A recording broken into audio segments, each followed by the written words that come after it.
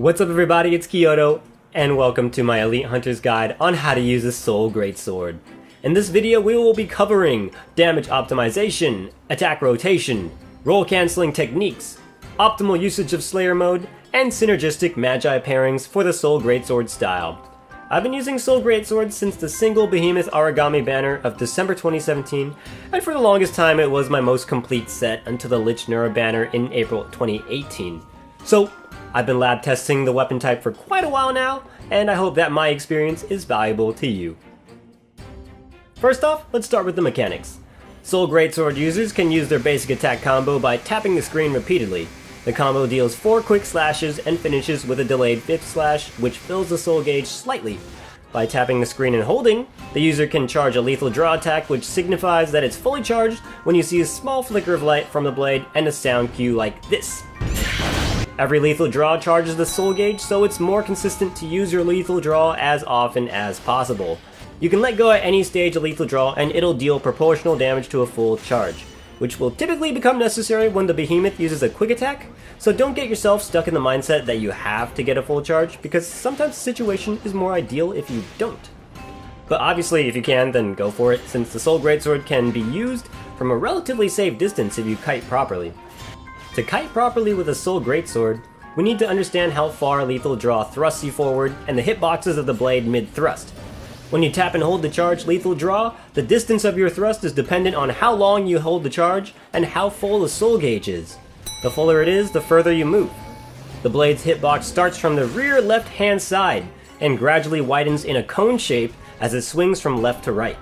The swing hits only once at the earliest point of contact, so if you're looking to break parts or hit weak point markers, remember that the left side will usually hit first. Now that we understand its hitboxes, let's go over attack rotation. The most consistent rotation that I've found is going in with lethal draw, rolling to cancel the end animation, then repeat. Roll cancelling may only be milliseconds faster than doing lethal draws back to back, but you're going to be doing a lot of lethal draws and those milliseconds will add up quick. There's also a super armor effect while mid-thrust, which works like anti-stagger so you receive damage, but don't get knocked out of the lethal draw. I try to keep my attack Magi charge rate faster or equal to the soul gauge rate because once you fill the soul gauge, you will automatically enter Slayer mode, and now this is where your real damage comes in. Slayer mode is an enhanced player state that is automatically triggered when the soul gauge is full. While in Slayer mode, all lethal draws gain thrust distance proportional to how long you hold the charge, and the full soul gauge no matter how full the gauge really is, since it's constantly draining.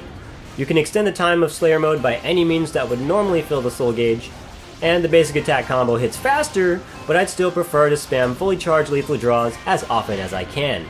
And here's a little tip, while in Slayer mode, it's actually faster to spam lethal draw without roll cancelling.